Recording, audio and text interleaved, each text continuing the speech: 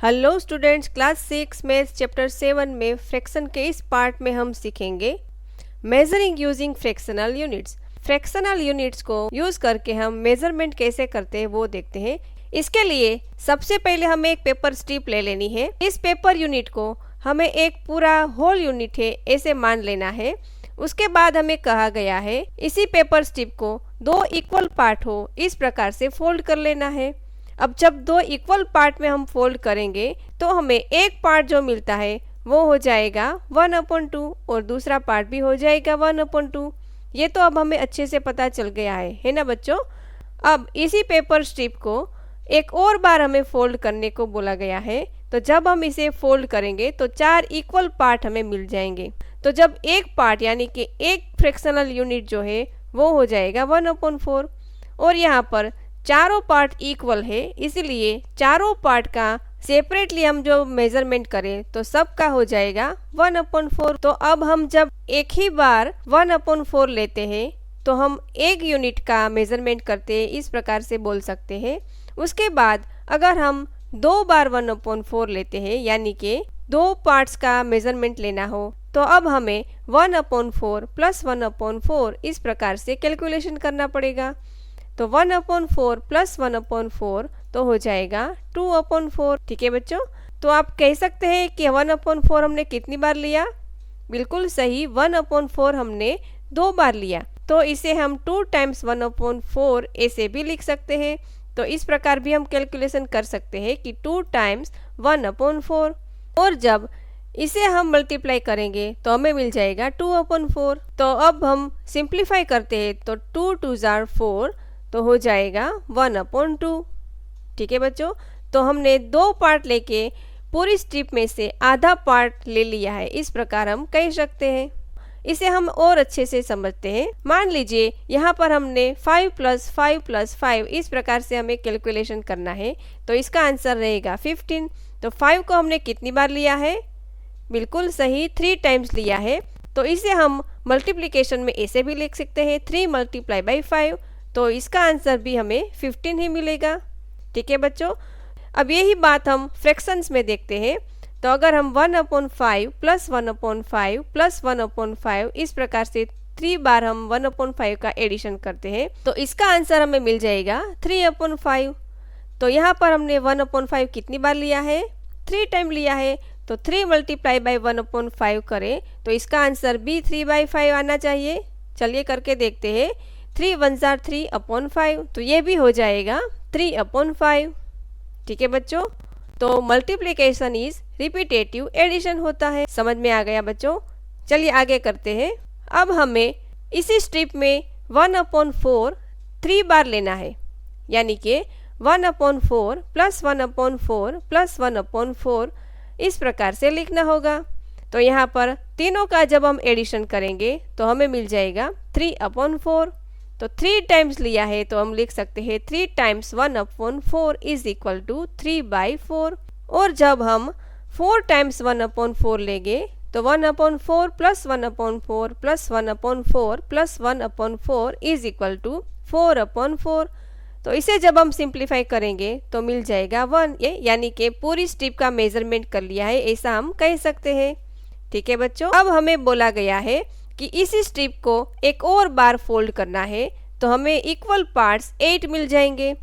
तो जब हम एक पार्ट लेते हैं तो वो हो जाएगा 1/8। तो एक पार्ट का 1/8 है, लेकिन यहाँ पर सारे पार्ट्स इक्वल है तो सभी का मेजरमेंट तो 1/8 1/8 हो जाएगा। तो अगर 1 टाइम लेते हैं तो वो हो जाएगा 1/8। 2 टाइम्स लेते हैं तो इसका आंसर रहेगा 2/8।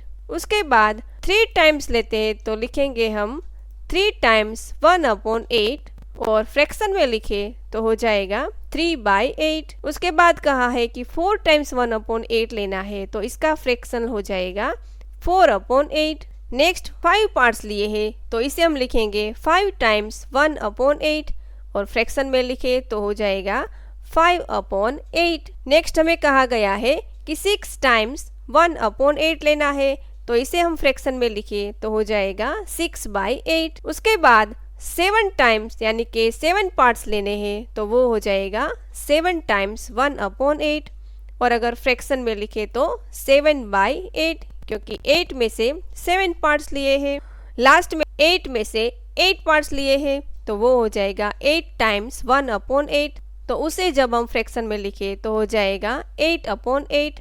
तो इसे हम सिंप्लीफाई करते हैं तो हो जाएगा 1, यानी कि पूरी स्ट्रिप का हमने मेजरमेंट कर लिया है। ठीक है बच्चों, नेक्स्ट देखते हैं। नेक्स्ट हमें एक टेबल दिया गया है जिसके अंदर एक सर्कल बनाया हुआ है और उस सर्कल को एक रोटी है ऐसे हमें कंसीडर करना है। आगे भी हमने एक बार रोटी का एग्जाम्पल लेकर फ्रैक्शन को अच्छे से समझा था।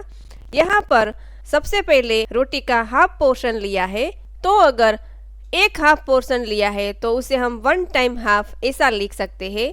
उसके बाद 2 हाफ यानी कि 2 बार अगर हम हाफ लेते हैं तो उसे हम 1/2 plus 1/2 is equal to 2 times half ऐसे लिख सकते हैं। तीसरी बार 3 हाफ लिया है तो इसे हम 1/2 plus 1/2 plus 1/2 is equal to 3 times half ऐसे लिख सकते हैं।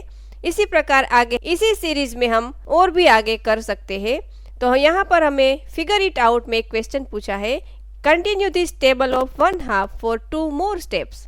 तो यहाँ पर 5 टाइम्स तो ले लिया है, तो आगे हमें 2 स्टेप्स यानी कि 6 टाइम्स एंड 7 टाइम्स इस प्रकार से टेबल में आगे जाना है। तो सबसे पहले हम 6 टाइम्स हाफ वाला बनाते हैं। तो 1 2 3 4 5 एंड 6 टाइम्स हाफ हमने ले लिया, तो इसे हम फ्रैक्शन में लिखे तो हो जाएगा 1/2 plus 1/2 plus 1/2 plus 1/2 plus 1/2 and 6 times 1/2। तो इसे हम वर्ड्स में लिखे तो वो हो जाएगा 6 टाइम हाफ।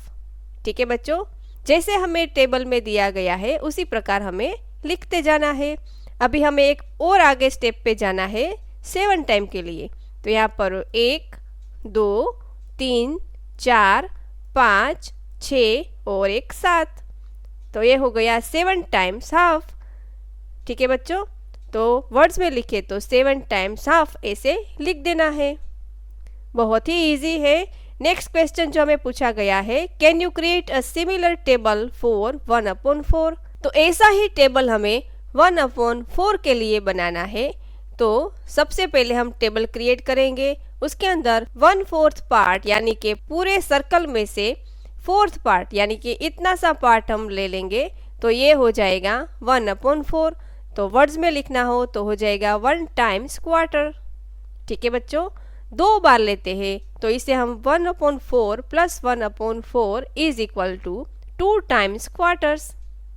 नेक्स्ट करते हैं तो 3 टाइम्स क्वार्टर लेते हैं, तो 1/4 प्लस 1/4 प्लस 1/4, तो ये हो जाएगा 3 टाइम्स क्वार्टर्स। उसके बाद 4 टाइम लेते हैं तो ये हो जाएगा 1/4 प्लस 1/4 प्लस 1/4 प्लस 1/4। वर्ड्स में लिखे तो हो जाएगा 4 टाइम्स क्वार्टर। यही बात हमें 5 टाइम्स करनी है, तो यहाँ पर भी हमें 1/4 5 टाइम्स लिखना है। तो वर्ड्स में लिखे तो हो जाएगा 5 टाइम्स क्वार्टर्स। ठीक है बच्चों, नेक्स्ट क्वेश्चन है, draw a picture and write an addition statement is about to show.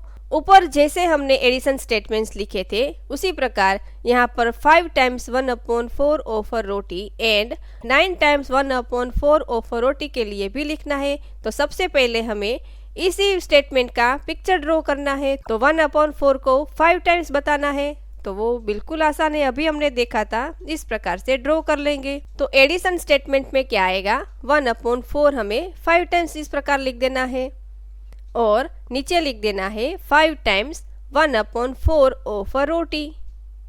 ठीक है बच्चों, दूसरा हमें जो बताया गया है 9 टाइम्स 1/4 ऑफ अ रोटी, तो क्वार्टर पार्ट जो है वो 9 टाइम लेना है। तो यहाँ पर 1/4 को हमें 9 टाइम इस प्रकार से लिख देना है और नीचे हमारा स्टेटमेंट आएगा 9 टाइम्स 1/4 ऑफ अ रोटी। ठीक है बच्चों, नेक्स्ट क्वेश्चन है वो तो बहुत ही इजी है, make 1/3 using a paper strip. एक पेपर स्ट्रिप हमें ले लेनी है, उसमें 1/3 ऐसा पार्ट बनाना है। तो डिनोमिनेटर में जो 3 दिया गया है इससे हमें पता चल जाता है कि पेपर स्ट्रिप में इक्वल 3 पार्ट्स बनाए हैं। तो उसमें से जो एक पार्ट हमें लेना हो तो वो हो जाएगा 1/3। है ना आसान बच्चों। उसके बाद हमें पूछा गया है can you use this to also make 1/6। तो इसी स्ट्रिप को हम एक और बार फोल्ड करेंगे तो हमें टोटल 6 पार्ट मिल जाएंगे। ठीक है बच्चों, तो एक पार्ट हम लेते हैं तो वो हो जाएगा 1/6। अगर 2 पार्ट लेते हैं तो वो होता है 2/6। 3 पार्ट्स लेते हैं तो हो जाएगा 3/6। ठीक है बच्चों, नेक्स्ट क्वेश्चन देखते हैं। Match each fractional unit with the correct picture. तो यहाँ पर हमें सर्कल के पिक्चर्स दिए गए हैं और ऊपर उसके फ्रैक्शंस लिखे हैं। तो कौन सा फ्रैक्शन किस पिक्चर के साथ मैच होता है वो हमें दिखाना है। ठीक है बच्चों, तो सबसे पहले 1/3 ऐसा लिखा गया है। तो इस 4 सर्कल में जिस सर्कल में 3 पार्ट्स बनाए हैं वो यहाँ पर मैच हो जाएगा क्योंकि डिनोमिनेटर में 3 है। तो ये वाला जो सर्कल है वो यहाँ पर मैच हो जाएगा। उसके बाद 1/5 है, तो एक सर्कल में 5 पार्ट्स बनाए होने चाहिए, तो ये मैच हो जाएगा। उसके बाद 1/8 है, तो जिस सर्कल में 8 पार्ट्स बनाए हैं वो मैच हो जाएगा।